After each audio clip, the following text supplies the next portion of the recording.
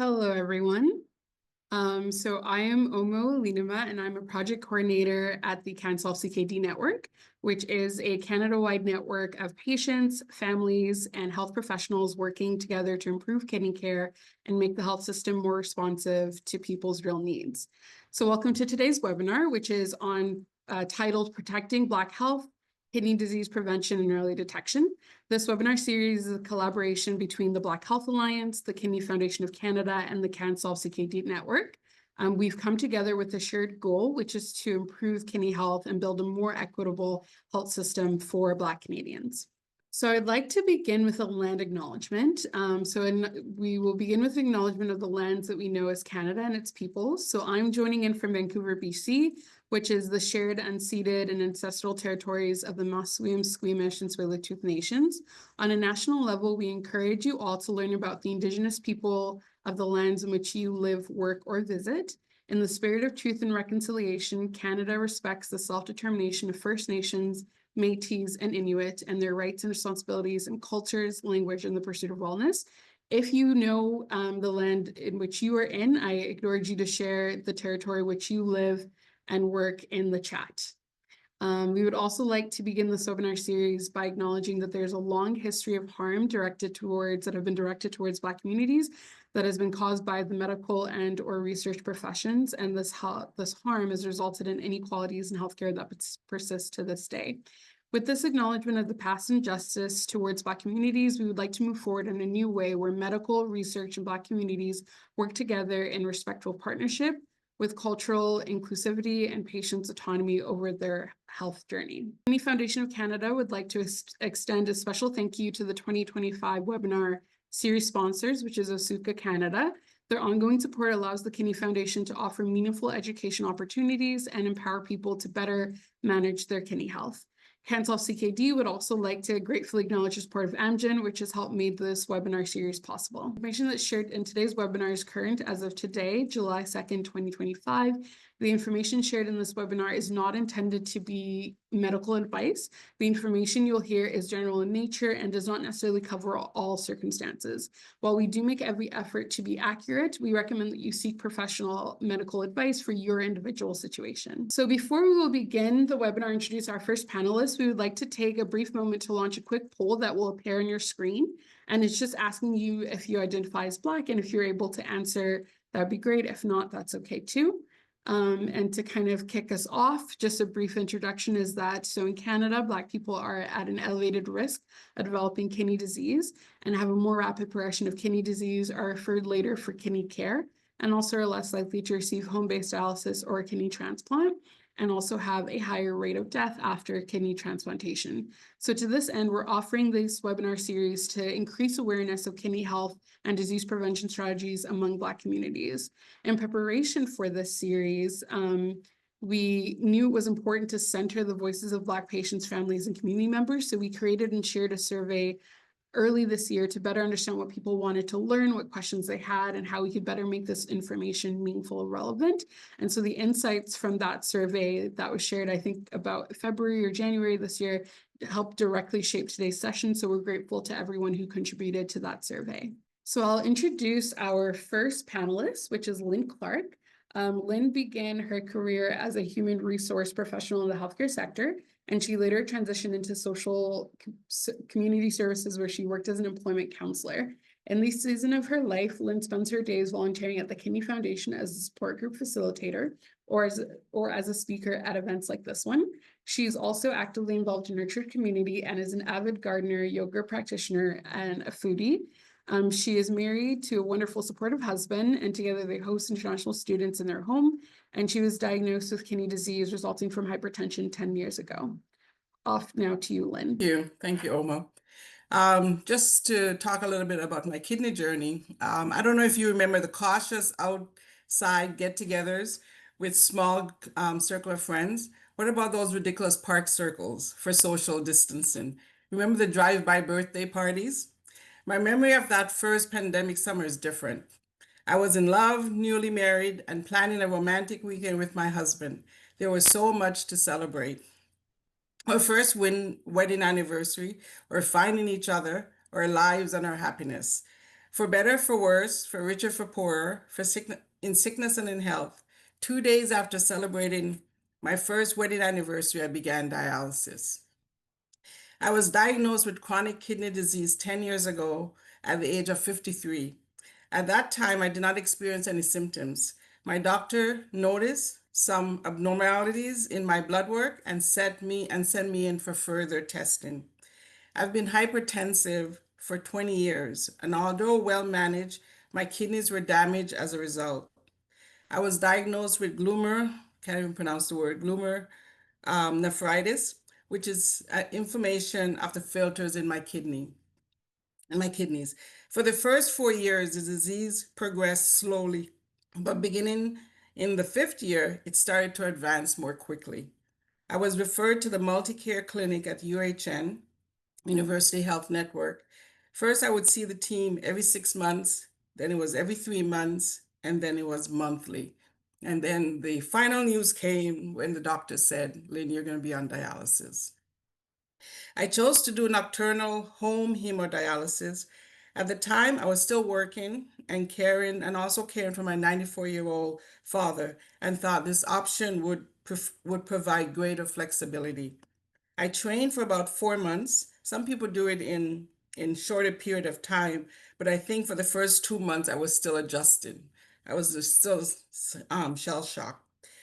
I currently do dialysis 4 nights per week for 8 hours. I usually hook myself up with the help of my husband at around 11 p.m. and get off at about 7 a.m. the next morning. My kidney journey, although going relatively well, it has been life-changing. I have had to learn how to manage my health wisely. That includes my mental and my physical health. This means getting to know my body and learning how to advocate for myself with the healthcare professionals about what works for me.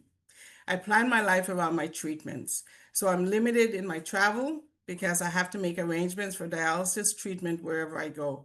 I won't miss more than 2 nights of treatments. Last year I went to Jamaica, and this year we're going camping down by Thousand Islands. I travel the world through my international students, and we host, and friends and family who are traveling. It took me a while to gain a new version of my life, where I can go from scared to surviving and then to thriving. I was scared because I looked up to see what Dr. Google had to say about kidney disease. I read that life expectancy for people on dialysis were 5 to 10 years, and the high risk of unexpected death. Being around others with chronic kidney disease has shown me differently. Although challenging, we live full lives as we manage our health. I have a community of people around me that provides incredible support along the way. The UHN home hemodialysis unit, along with the medical team, my siblings, friends, and in particular, 2 friends who had been on dialysis and who later received transplants. The Kidney Foundation, with whom I volunteer as a support group facilitator, and of course, my husband. I'm also a Christian, and so my faith has been instrumental in getting me through the journey. Yes, physically, I don't feel, I dare I say that the quality of my life has been better since being on dialysis. Yes, physically, I don't always feel like 100%, but the key for me is realizing that I can choose to engage in the activities at the pace that is best for me. I choose to take care of my physical by carefully following my dialysis prescription, exercise, and eating well. I care for my mental health by by listening to my body and seeking help when needed. I also focus on spiritual health which keeps me hopeful and optimistic about the future. I am on the list to get a transplant. My blood type is O and can only receive from an O person. I have been told that it's 8 years wait unless I'm able to find a live donor. Unfortunately, my family has a history of high blood pressure and cardiac issues, so they're not suitable donors. I'm very honored to be serving in the panel today because it's an opportunity to speak to my community. As a community, we know very little about kidney disease. I knew very little about kidney disease. Even when I was diagnosed 10 years ago, I didn't do the research as I should have. Um, as a community, we know very little about kidney disease, even though so many of us have the potential to be affected by high blood pressure and diabetes. And since it's so prevalent in our communities, there's no cure for kidney disease. The only treatment options, dialysis and transplant. And therefore, our best chance to avoid the disease is through prevention. If I can contribute to your learning more about kidney disease and inspire you to practice preventative health care, that would make my involvement worthwhile. Thank you. Thank you, Lynn. Thank you for sharing about your experience with kidney disease, especially with your experience with dialysis.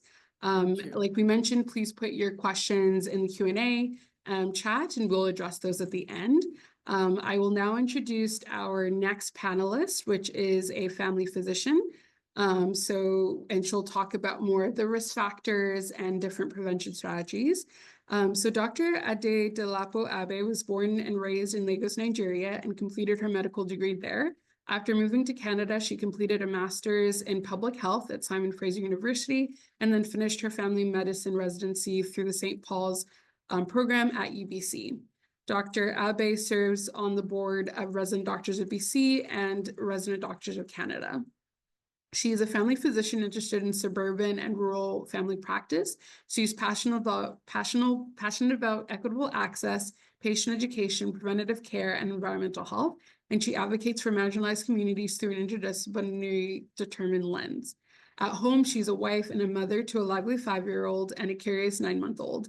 She's a nature lover, a Red Cross volunteer, and she also enjoys adapting recipes, singing, and lifelong learning. Now over to you, Dr. Adedolapo. Thank you very much, Lynn, for your story. It was very heartfelt and very grateful for sharing that. Okay, so we've been talking a little bit about the kidneys now. The first question is, where are the kidneys in the body? So I'll get you to put your thumbs up, let your fingers go towards your back, and put your hands on your side, like as if you're holding onto your waist. Where your back 4 fingers are touching right now is where your kidneys are on both sides. If you're lying down, you can actually move those kidneys up and down. That's some of the things we do in the hospital when we want to see if there is an infection or pain. And sometimes we give you a punch in that part of your back, and sometimes you say, ouch. So that is where your kidneys are there. So there are bean-shaped structures. They literally look like what we call kidney beans, just a little bigger. But that's exactly what the kidneys look like, and that's where they are in the body. Basically, they are structural, the functional and structural units of the kidney is the nephron. I mentioned this because it consists of the glomerulus and tubules, and we might mention that back and forth as we go. You know, Lynn already told us about dialysis, transplants, and all, and some of all those things are important for us to know. I like to also mention that the kidneys are pretty resilient, and we can actually function with one kidney, even if it is functioning to about 75 to 80% at that time. Next slide, please. Thank you. So what do the kidneys do essentially? I simply like to think of the kidneys as a HVAC system, heating, ventilation, air conditioning, essentially. They do filtration and thermostat. So think of your HVAC system.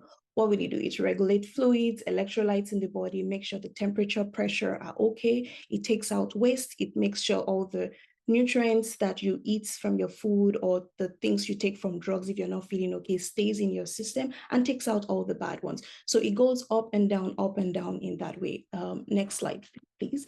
So we'll just say that the kidneys will help with regulating the blood, removing toxins, waste, and think of it as a filter and a thermostat system. If it's too much, the kidneys make it come back to normal. If it is too low, the kidneys help to bring them back into sync. And that way, as your heart pumps the blood, the kidneys help to filter it and make sure that everything just stays in balance. What are the top causes of kidney disease?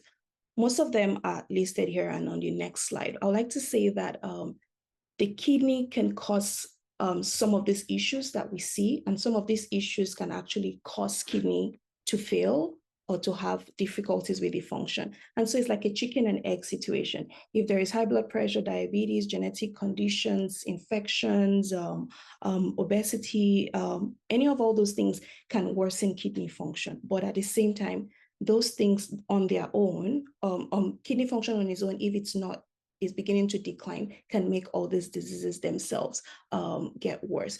So we'll say that if, for example, let's take hypertension, for example. If the body is having difficulties filtering blood through the glomerulus, the one we mentioned, that's where all the blood that comes into the body gets filtered in so that you can take out all the waste and all.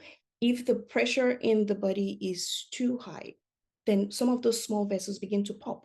And when they begin to pop, they become leaky. And some of the things that the body is supposed to be able to have a capacity to take out gets to escape back into the body. And then they begin to make a lot of things go haywire all over the place.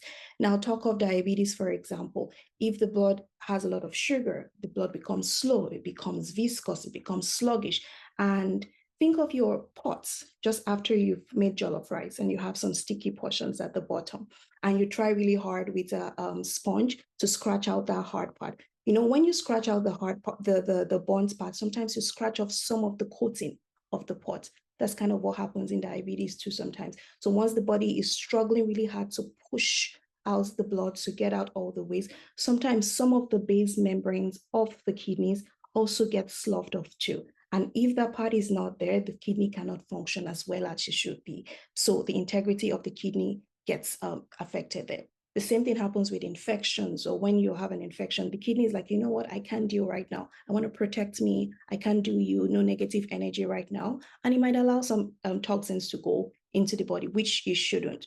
And if you've recovered from an infection and there is a scar tissue on the kidney, or if you have an infection and I was told to slow down. I was trying to make sure that I get in a lot. At the same time, I apologize for that. Okay, if you have like a scar tissue after an infection on the kidneys, for instance, the kidneys begin to misinterpret those scar tissues and begin to give maybe wrong signals or wrong information. And when that begins to happen, it begins to malfunction. And some things that are supposed to help to stay in the body gets to leak out. So sometimes some people have less potassium, less sodium, more sodium. And when all this begins to fluctuate, the blood pressure gets affected, the bone health gets affected, and a lot of other myriads of things. Next slide, please.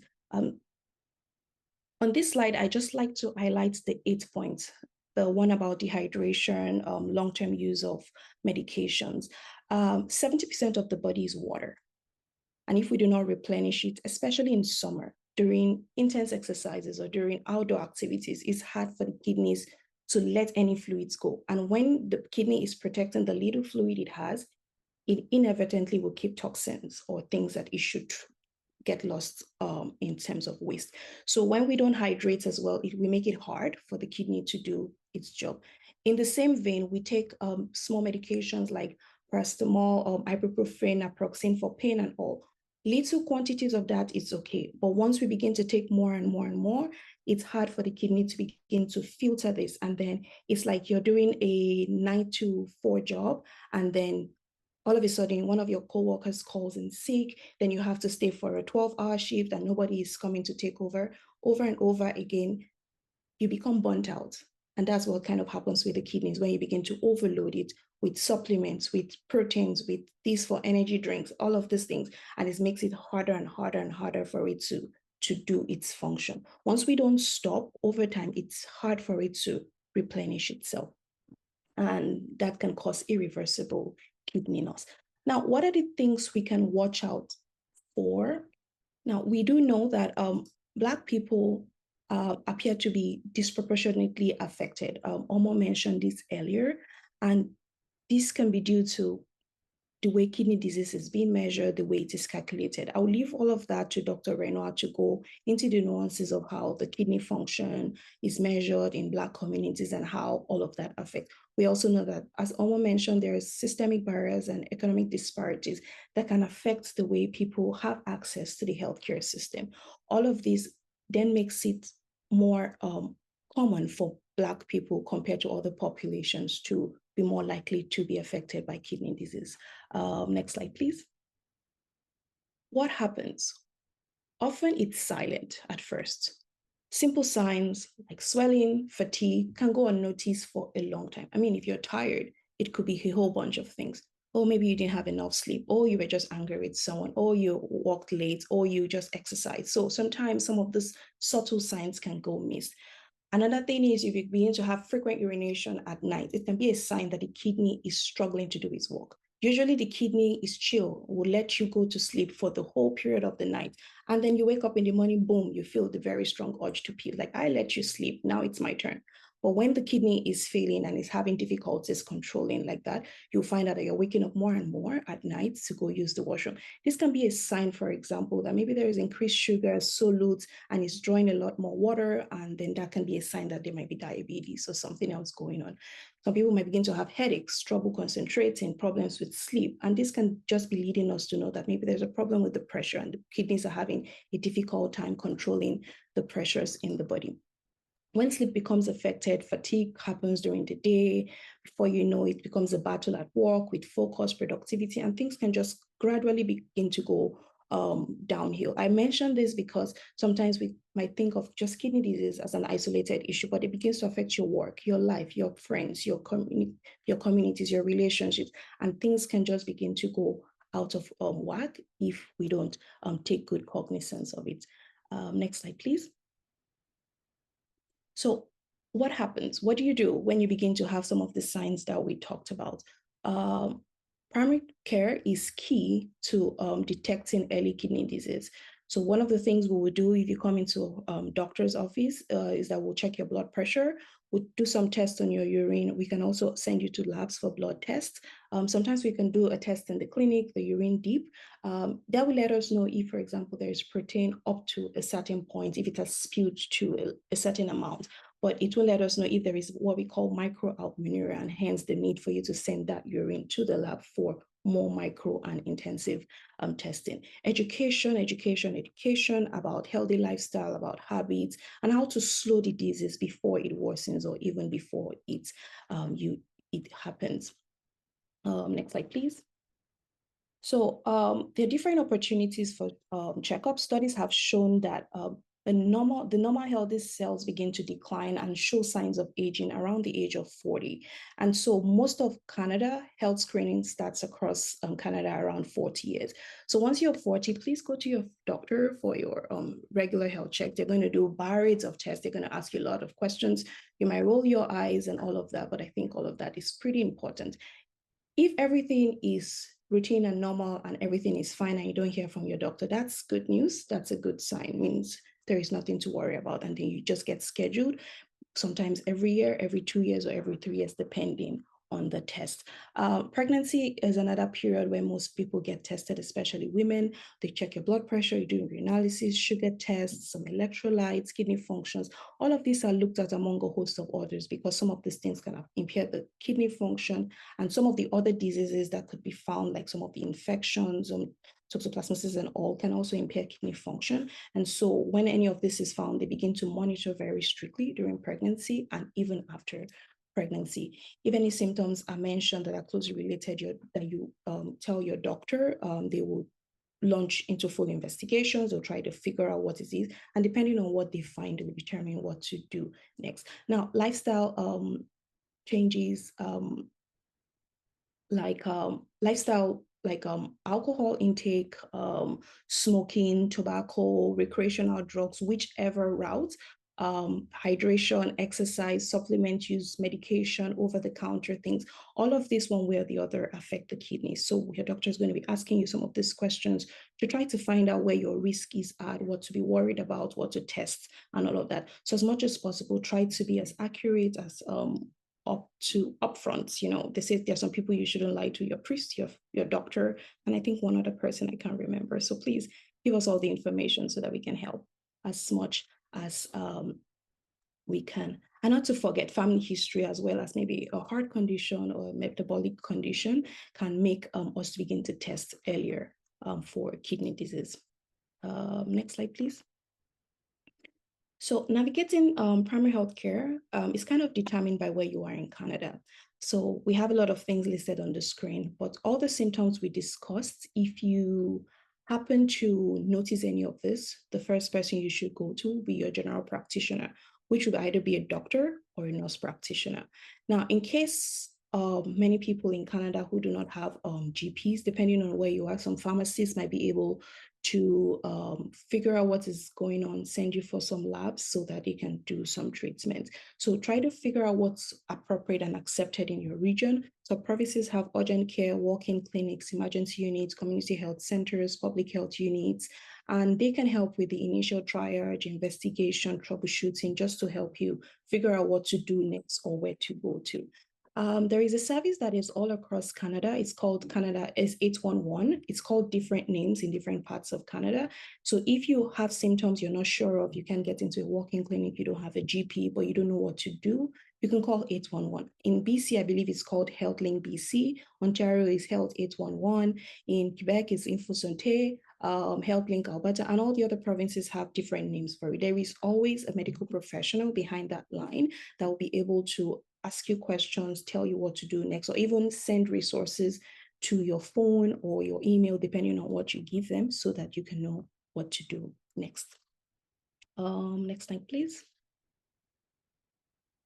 So after all of that is done, they do various tests. There's a likelihood that if it happens to be kidney disease, we refer to a nephrologist or any other medical specialist that is deemed to be important or necessary, depending on what systems are affected. Your GP will still follow up, monitor parameters, and help you to determine how to coordinate all your appointments, monitor blood, urine parameters, and ensure that all these results are available to you, explain whatever it is you might, and your GP is also a person that if you talk with your specialist and you still have further questions and it's hard for you to get an appointment with them, you can talk with them and they can fit you in to get more information about this. Essentially, we'll walk you through a lot of lifestyle connectivity resources, multidisciplinary teams with dietitians, with all the other healthcare workers that will help the journey to be a little less painful.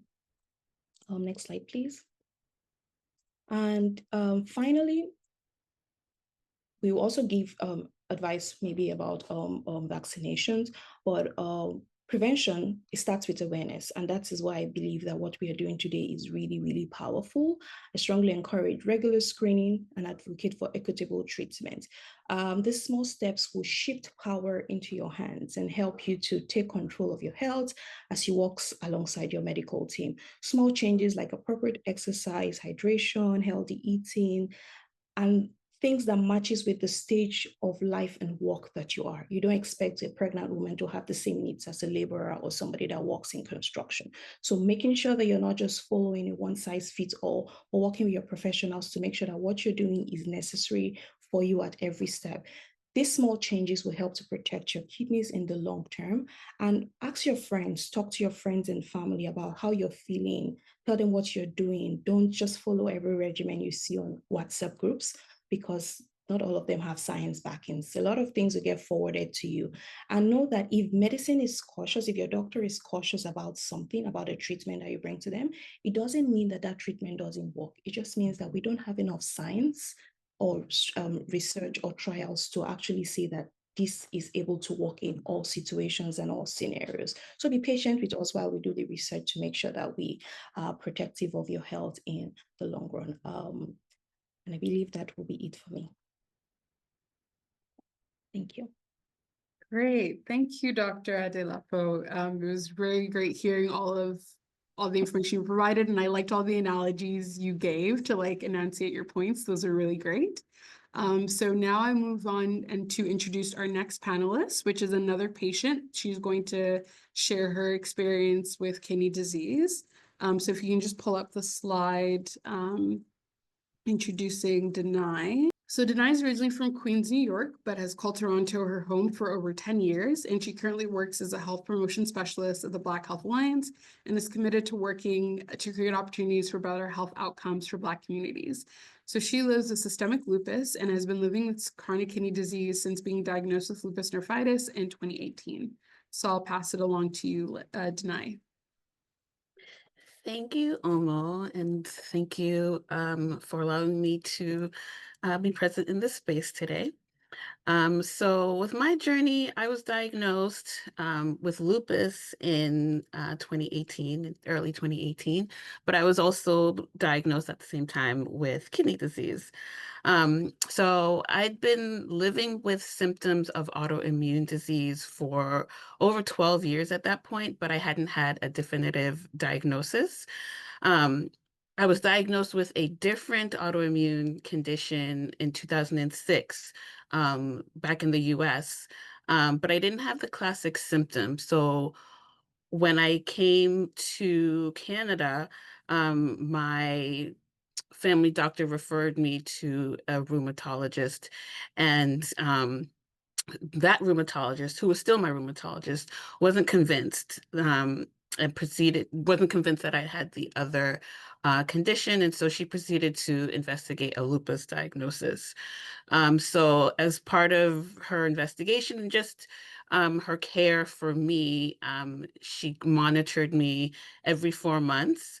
And part of my monitoring included urine testing. And at the end of 2017, she noted that there was a trace of protein, excuse me, in my urine. And so she suggested that I repeat the test in about 2 months, instead of the usual 4 months, to see what it showed. I repeated the test in about a month and a half. And at that point, it showed that I was spilling protein into my urine.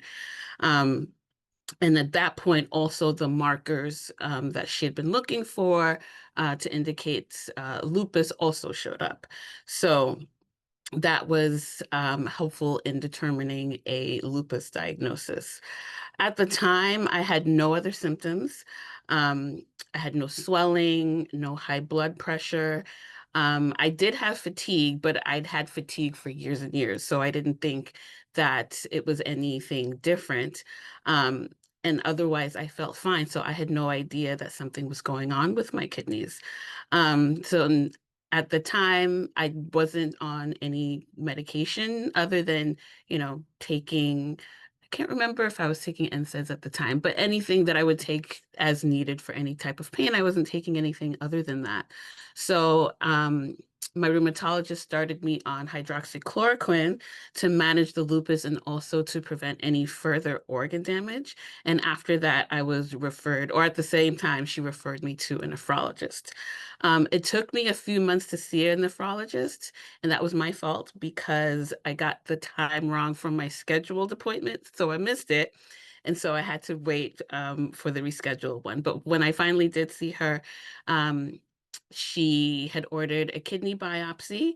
And with the kidney biopsy, then I was diagnosed with membranous glomerulonephritis and class 5 kidney disease, um, class 5 lupus nephritis. So since then, I've been managing my kidney disease with immunosuppressive medication, and also blood pressure medication. Because although I didn't have high blood pressure, I was taking that, or been taking that, to protect my kidneys. And as a result, my kidney disease has been in remission since the end of 2018. Um, Prior to all of this happening, I didn't know anything about chronic kidney disease. I didn't know anything about risk factors from autoimmune disease or risk factors from anything else, which was interesting, or not interesting, but this shows why something like this is important, because I have family members who, and the family history of things like diabetes and high blood pressure. None of my family members have kidney disease, as far as I know. And I do have family members who do have lupus, but none of them have any organ involvement. So this was all new to me. Um, so I've had to learn a lot along the way, and I'm still learning even today. Um, I'm still learning. And I had to do a lot of research on my own, Dr. Google, and also other online resources for chronic kidney disease. Despite being in remission, I'm still monitored regularly. I still do, urine testing to test my kidney function, to test the level of protein in my urine, or any other signs that there's any increase in disease activity, or any, what do you call it, any reintroduction of any other disease activity. So I see my nephrologist every 3, 4, or 5 months, depending on how things are looking. And regular monitoring is key because while I'm not in that stage currently, end-stage renal disease and the need for dialysis and or kidney transplant is also something that's possible with having lupus nephritis. So it's important to have a healthcare provider that you trust, that you feel comfortable checking in with if you do have kidney disease, or even if you don't, someone that you're comfortable talking about your symptoms with, or your concerns with, talking about what testing you need to be done if you're approaching 40 or if you're over 40, just to make sure that you can take some measures, at least have some awareness of what you need to do or what you can do when it comes to kidney disease. I'm happy to have the opportunity to participate in an event like this so I can share my experience with others who may be in the same situation as me, who may be living with lupus, or who might have a family history that they're concerned about, so that they're aware of the different types of things that can come up, including kidney disease. And to encourage folks who haven't, to discuss these things with their healthcare provider. I've been lucky enough to have providers that I do trust and who I do work well with at UHN. Currently, I'm also pregnant, so I've been monitored at the pre-kid, it's called, program at Sunnybrook Hospital for pregnant people who also have kidney disease. So I'm having much more monitoring. So it's more like monthly or every 3 weeks or so, in order to make sure that there isn't any change, that things are stable throughout this time, which can also be, a high risk factor for kidney disease in general, and the side effects of kidney disease as well. So it's something that, had I not had the opportunity to have providers that actually were diligent in monitoring, that, helped me to discover this, the kidney disease or the protein in my urine fairly early on, to go from a trace to spilling in just about 6 weeks, versus waiting longer and maybe having more serious, effects on my kidney. So yeah, that is my journey. Thanks for allowing me to share. Thank you so much, Danayi. Yeah, it's so great to hear about your experience, and congrats again on your pregnancy as well. And thank you. So I will now introduce our next and final panelist, which is Dr. Oshorenua Aiyegbusi. She is a UK and Canadian trained nephrologist with a special interest in kidney transplantation. Her clinical and research work focuses on improving transplant outcomes and addressing disparities in kidney care. As she's a past recipient of the American Transplant Congress Young Investigator Award, and she also contributes to medical education through her educational work and editorial work and teaching. She also brings a global equity-driven lens to kidney health through clinical, academic, and leadership roles. Now to you, Dr. Rennie. So thank you very much for having me. And I just want to, I know everybody has expressed some gratitude, but once again, just want to thank BC, Riddle, Omo, and the team. everyone in CKD can solve, Dr. Abe and Lynn and Danayi, who very beautifully and eloquently just shared their story of, having kidney disease as patients. And yeah, so I'm just really grateful that I can be here and just talk about some stuff. So in the next 10 minutes, I'll try and talk very slowly. I will perhaps just give you my perspective. Dr. Darko has already mentioned a couple of these points, but I'll just maybe fine tune some of the things she said. So we know that Black individuals are more likely to develop kidney disease. And I just wanted to just point out, because I think it's important to know. So a lot of the research in Black individuals actually comes from African-American population in the USA. The reason why I mention this, and I think it's relevant, is, say, for example, you're a Black person living in Brazil, the risk may be slightly different for you, but the best kind of evidence we have is usually from African-American populations. And you all know that's a really diverse ethnic mix of people. We've already talked about how hypertension and diabetes are very big players when it comes to risk factors for kidney disease. I'll maybe explain what APOL1 means. So APOL1 is apolipoprotein 1, and it's been around for about a decade now. And essentially, what we know is that about 13% of African Americans have this genetic variant. And if you have it, you tend to need 2 copies to have for it to play a role in your kidney disease. And what it means if you have a risk is that you are more likely to have kidney disease earlier, and you're more likely to have a decline of your kidney disease. So you're more likely to have a quicker decline of your kidney disease as well. So it's important because in our population, we want to be able to identify who is most at risk. And it's also important from a transplantation lens as well. So we only want to take kidneys from Black relatives that wouldn't have this risk as well. So that's where that's important. So there's still a lot of research going into that.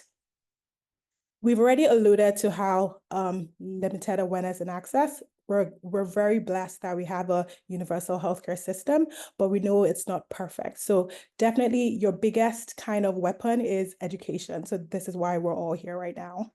Next slide, please. Okay, so I just wanted to break down what exactly is kidney disease. I've stolen this. It didn't come out here, but I'll just mention, I've stolen this from a UK patient website. Essentially, kidney disease goes from stages 1 to 5, with a gradual decline in kidney function as you go from 1 to 5.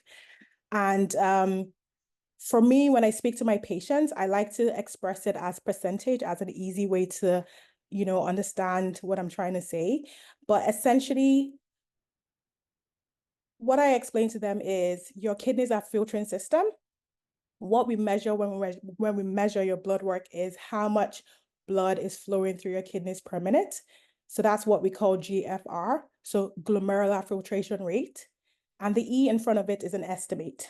Again, that's important because we're measuring an estimate of your kidney function. So it's not actually your true kidney function. It's the best we have right now. And this is because if we were to do your true kidney function, it will be cumbersome. So it'll take a whole day. You need multiple blood draws. You may need multiple urinary samples as well. So that's not, that's such a burden for healthcare settings and patients as well. So the best we have right now is an estimate, which is really good. So you may hear your doctor say, 30% over here, which means you're CKD stage 3. And then they may tell you, like when Lynn had to start dialysis, she was maybe at about 15% or less. So that's usually at the point where we think about what are your advanced treatment options. So I want you to remember this because on the next slide, please, I'll just explain in very simple terms how we think about this estimate of kidney function. So a couple of years ago, maybe 2 years ago now, I think, or 3 years ago, around the first year of the COVID pandemic, there's a big blowout in social media about, Black kidney function, and it was very topical in the US, and it's actually changed a lot of legislation, and there's been a lot of laws to go, and back, go and review blood tests and change it and, backdate all the blood tests as well. So it's such a big deal, especially in the USA. But historically, what we've done is, remember I said it's an estimate, right? It's not your real kidney function test. It's the best we have. So what we've done in the past is we've kind of labeled a factor for Blackness, being Black. And it kind of stemmed from, okay, an average Black person has more muscle mass than an average white person. And the reason why that was thought about is because of the marker that we use. So the marker that we use is creatinine, which is a breakdown of muscle. So that's where it comes from, okay? And what would happen is if you estimate the kidney function using the historical equations, you get a higher eGFR. You may think, oh, surely that's better. My GFR is higher. But actually, if you go back again, just go back on our slide. So just again, to just grasp it. So say, for example, you're told, okay, your kidney function is in the blue, so you have CKD stage 2 here. So that's what you're told with the historic, but actually your true kidney function is CKD stage 3. You can already think about, the possible negatives of having this. It may mean that you're not referred to a nephrologist early, you don't have access to certain medication or treatment, or you may not have access to transplantation as well. So that's why it's relevant. So if you go forward again, please. Okay, so there's been new equations, which is great. And the new equations, if you look at it online, it says it lowers the GFR. So that's in comparison to the previous one. I like to think about it as is more accurate. So say, for example, you have CKD stage 3, the newer equations will say, I have CKD stage 3. So we have a better way of estimating it. In BC, where I work, we've always actually used race neutral equations. I don't know if that's the same elsewhere in Canada, but it's really important that you're aware of this, and it's important that you ask your doctors about this as well. Just a quick, you don't have to be passive aggressive about it, but just a quick, just out of interest, are these race neutral kidney equations? Okay, next slide. Okay, so Sarah, I'll use Lynn as an example because she's, she shared her story. So Lynn was told that, now her kidneys are 15%, and she may have asked the doctor, what are my options? So some doctors may term this advanced kidney treatment. You may hear renal replacement therapy. You may also hear kidney replacement therapies. They all mean the same thing. I've listed 2, but actually there's 3, so I'll explain it all. Lynn is on dialysis. I'm so happy she's on home dialysis. That's fantastic. Don't be scared. Lynn mentioned she dialyzes overnight. It's safe, it's done, and they've been doing it for, 50 plus years. So we have 2 ways of doing dialysis. It's the hemodialysis. That's the one most people are familiar with. It's a machine. It takes blood out of you, cleans it with the machine, and puts clean blood back in. There's peritoneal dialysis. So what it does is it uses the cling film. It's a lining similar to a cling film lining in your tummy, and it uses that as a filter as well. So what happens in peritoneal dialysis is fluid is put into your tummy. It sits there for a couple of hours, and we exchange it back and forth, a couple of bags in a day. Both of these treatments can be available at home. So definitely ask your doctors about options. Kidney transplantation, I would definitely plug this in as your better option if this is an option for you, because it's not an option for everyone. Lynn has already told us she's waiting a long time. This is true. Black patients often wait the longest. That's because a lot of us are not able to donate or have certain cultural biases to kidney donation. And also because, if you're waiting on a waiting list, the donor pool we have, and what I mean by that is the diversity of people we have may not match for Black people as well. So that's why it's really important to, again, be living donors, or, say, for example, something catastrophic were to happen, think about donation at that time as well. There is also a third option, okay? So for some patients, neither of these treatments are great. And you may think, who on earth wouldn't want that? So it works really well for patients perhaps who are slightly older, have a good quality of life. And what I mean by that is, say, for example, they're enjoying their bingo, they live on an island, for them, the idea of dialysis is just, a disaster. So what we do with those patients is, it's your choice. So we work with you, and your doctor may term it conservative care, which means that rather than use dialysis or kidney transplantation, we just manage your symptoms as best as we can. Those patients actually have a really good quality of life, and the best outcome is, they get to do what they want, and that's fantastic. Next slide, please. Okay, so that's what I can do, but what can you do? And Dr. Abe had mentioned this already. So I'll maybe just, again, fine-tune some of the things that she said. So she talked about diet. That's really important. So international guidelines will recommend about a teaspoon of salt across your day, not per meal, across your day. There is evidence for this. It helps control your blood pressure, okay? And then a lot of patients who have kidney issues hold on to water. Salt, if you have too much salt, you hold on to even more water.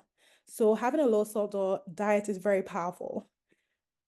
Fruit and vegetables, what I would say about this is, be guided by your doctor depending on your stages. You may have to limit certain things at certain stages. So I definitely take advice from your dietitian or your nephrologist. The other one I probably want to mention is protein, because it's thrown around a lot.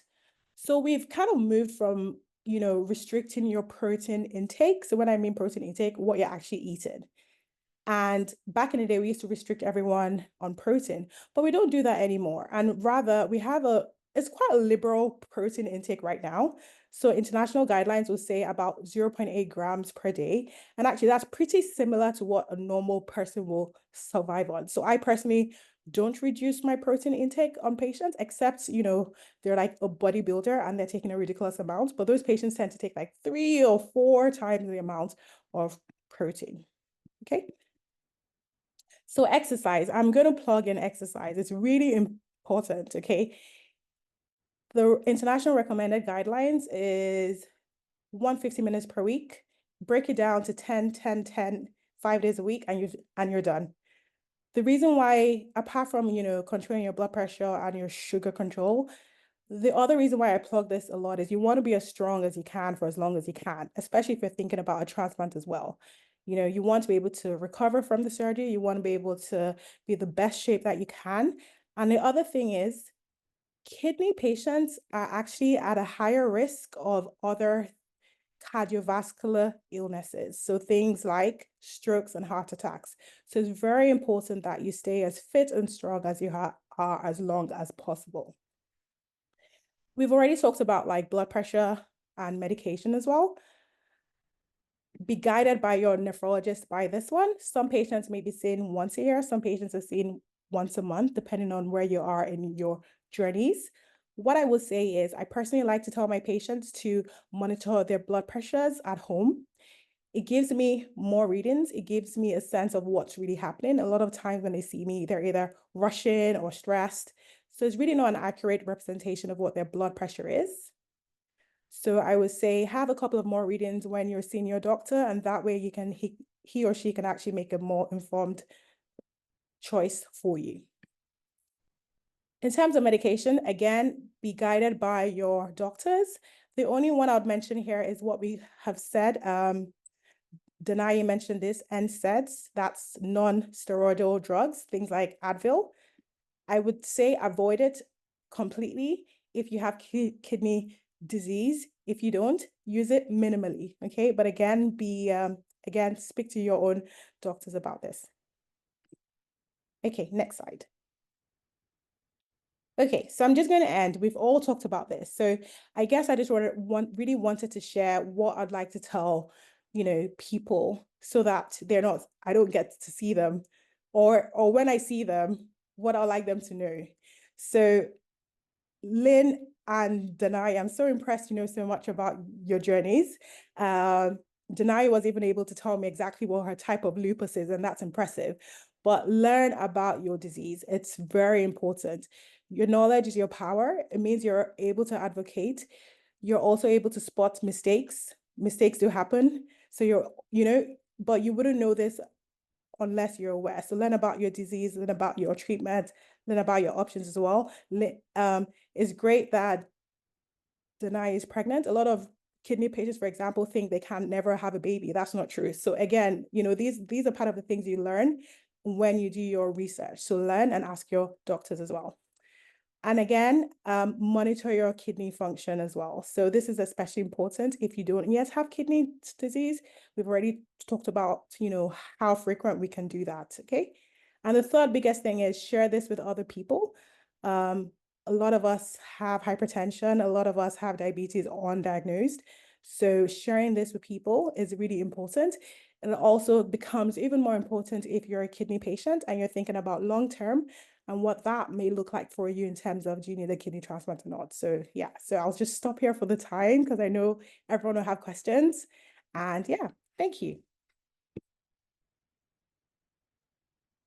Great, thank you so much, Dr. Onua. So then if we can just pull up the slides to my slide, I just have a slide to go over. So yeah, I'll just say thank you first to all of our panelists for sharing such powerful insights and all of their experience as both patients and physicians. Before we go into the Q&A section, I would like to take a moment to talk about something that maybe might feel either distant or uncomfortable, which is research. So when we hear the word research, we might picture scientists in a lab or complex studies, but at its core, research is just about asking questions and testing ideas to improve healthcare. And when it comes to kidney disease, research helps us to better find ways to prevent, detect, and treat the conditions. So that said, we also know that Black communities have a long history of being either excluded, mistreated, or unfairly used in medical research, from unethical experiments to not being given a voice in decisions that affect our health. So it's completely understandable that some of us might feel wary or hesitant when we hear the word research. But there's a lot that has changed and progressed since then. There are so many networks like ours, like Cancel CKD Network and other patient-oriented networks that have a patient focus, where research is not just something that is done to people, but people can now be partners in research. We call it patient partners. And you can use your experience, your story, and your voice to shape the questions that are being asked and to ensure that the solutions that are being tested and proposed are that works for our communities. So if you're interested in learning more about being a patient partner, we would love to connect with you. You don't need to have a medical background or any health expertise, but you just need to have a willingness to share your lived experience and help make a difference in how kidney care is being delivered in our communities. So this will be a conversation that we'll continue in a second webinar that will be coming next month. And we'll share about why representation and health data matters, how we can ensure that the knowledge generated truly reflects our experiences and priorities, and how we can make sure that the health data that is collected, used, and stored or shared is, what we want it to be for. So I'll just say that. So next slide. I think it's now the Q&A. Yeah, so time for the Q&A. So I'm happy now to open the discussion or open the floor for the questions that you may have. So if you haven't already done so, please submit your questions into the Q&A pane found at the bottom of the Zoom toolbar. Please avoid using the chat box to submit your questions, as it helps us monitor them more effectively. So I think we already have one in the chat. So we can start with that. So the first question is, what are the causes of protein in the kidney? How does protein in the kidney impact the kidneys? I can probably take that one. So the simple answer is there are lots and lots of causes of protein in the kidney. How I explain it to patients is your kidneys are a filter. They receive, when you have kidney disease, they become leaky. So what actually happens is the protein leaks out. So normally your protein stays in your body, in your blood system, and it's useful there. When it's leaking out of the kidney, it's not useful. So that was the first part. And then how does kidneys impact? Yeah, so protein is bad. We don't like it at all. Bad, bad, bad, bad, bad. So that's the simplest way. Yeah. So, but it generally just means that the filtering system are not working as well. And then it's not all diseases that have protein, some more than others. But again, yes, any protein in the kidney is never, never good. Great, thank you. So we have some prepared questions as well, but if you have any questions that come to mind, please feel free to put them in the Q&A. So one of our prepared questions for our Lynn or Danayi was that, do you think having a Black doctor would or did make a difference in how you were treated or understood during your diagnosis? So both or either, or if you can answer that question. I'll take it. I can say that the healthcare team that I have now, the medical team, I have confidence in them, right? Because they've taken good care of me up until now. But I know that it takes time to build that trust because you know that there's discrimination and bias in the healthcare system. So I think if at the very beginning I had a Black doctor, I think I would feel it would have been easier for me to build the trust because I only know what I know, right? And I can only ask the questions that I know based on research that I've done on Google or whatever the case is. But it would have given me greater confidence if there was a Black doctor, because then that person probably wouldn't come with the biases that I may think they have. So I don't know if I'm making myself clear, but I think in that way it would be. No, it's interesting. I'm on the transplant list, and the thought goes through my head is like, okay, so I'm Black. I'm on the bottom of the list? And I know what they tell me, but I still don't know. You only know what you know, right? So I'm glad that Renua shared something about why it might be a little bit more challenging for Blacks to get a transplant, right? So that gives me a little bit of a window because that was never shared before. So that was good. Great, thank you. And just an additional follow-up question to you, Lynn, is what advice would you have for people navigating the healthcare system, especially as a peer navigator? Is that for me?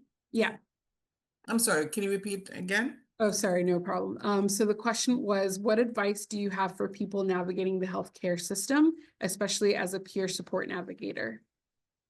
Yeah, I think do your research, do the research, and have your questions prepared. That's what I would do. I wouldn't, sometimes you go in and you just sit there and they tell you, but you don't have a lot of, do you have any questions? And it's like, no, but I think you have to be active.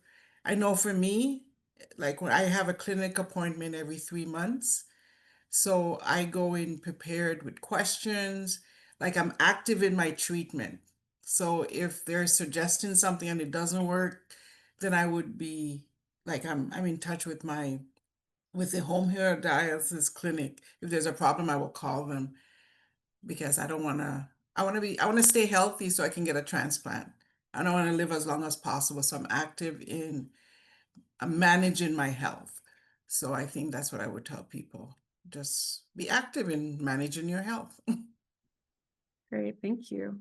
So we have another question from the Q&A.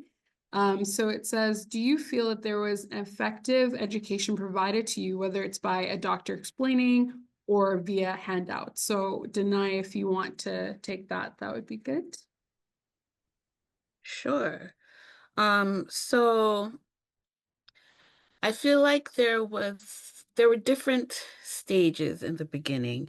And at one stage in the beginning, I didn't really know a lot about what was going on. But there was a time where it wasn't a handout, but the doctor, I think it was the doctor, I'm pretty sure, um, she drew a picture and explained exactly what was happening in my kidneys. And I found that really helpful. I might still have it somewhere around here. I found that really helpful just to explain what exactly was going on.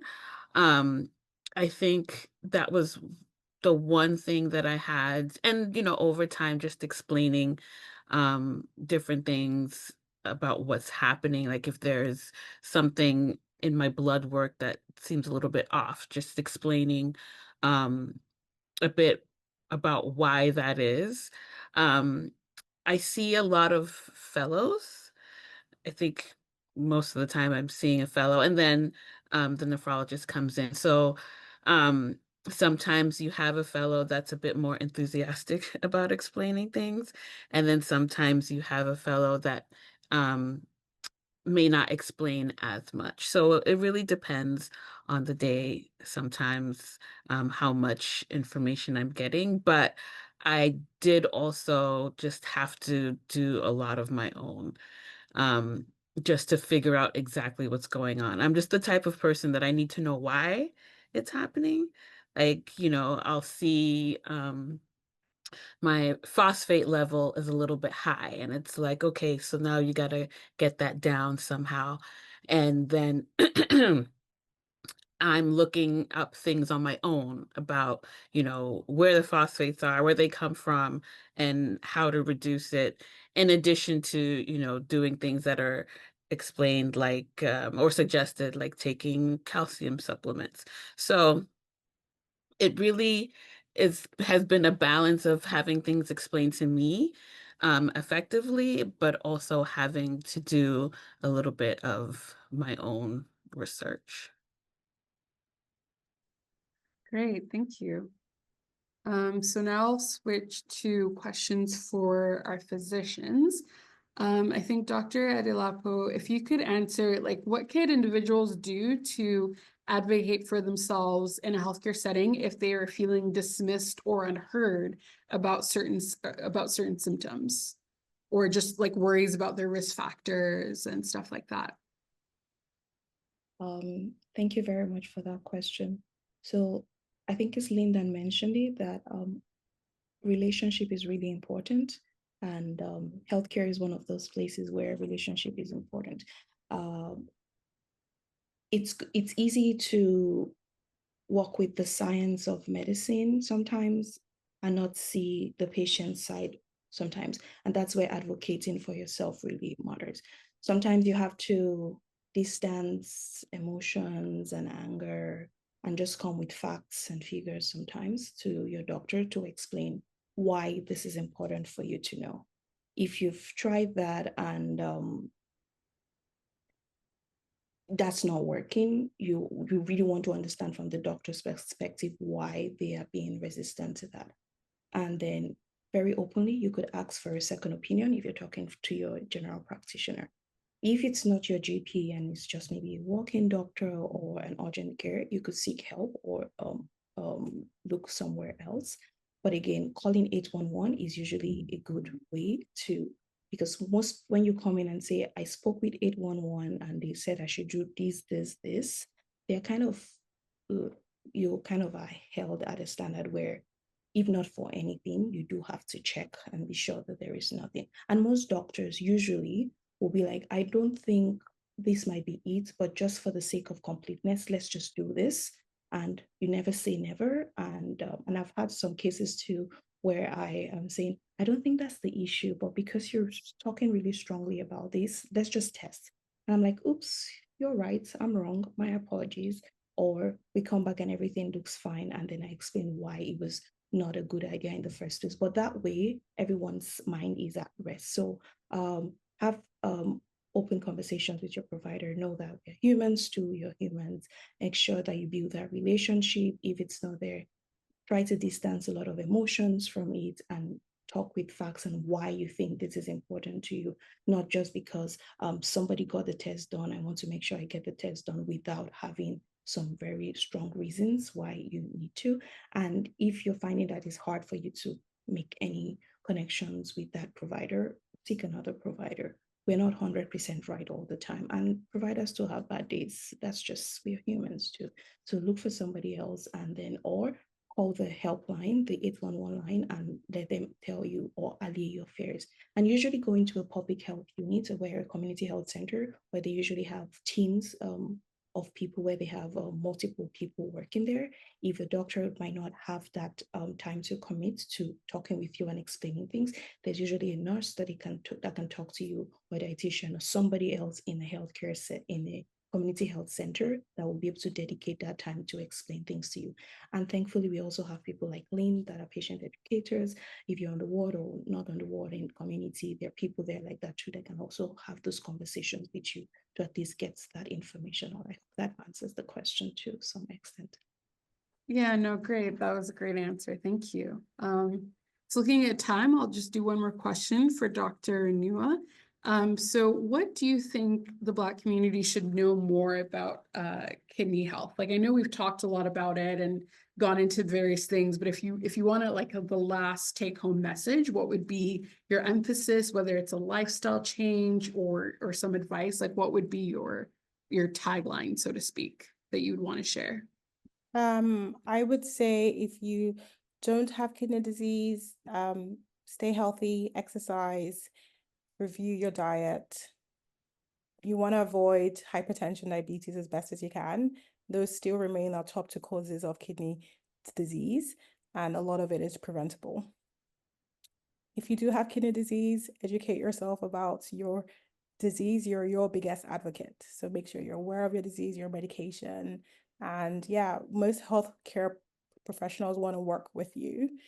So use them to your advantage. Yes, thank you to all panelists once again for sharing your expertise and your lived experience with us. And thank you all for joining us today. We hope that you enjoyed this webinar and learned a lot. We will also be providing a handout of like resources and some like summary information that we talked about here after the webinar. And our next webinar series titled Black Voices in Kidney Health, How to Get Involved in Impact Care, will be about, research participation in our community, and that will be held next month. So please be on the lookout for the official date and registration link for that webinar. On behalf of Black Health Alliance, the Kidney Foundation of Canada, and the Cancel CKD Network, we thank you all for attending the webinar today, and we look forward to seeing you in our upcoming one. Thank you all.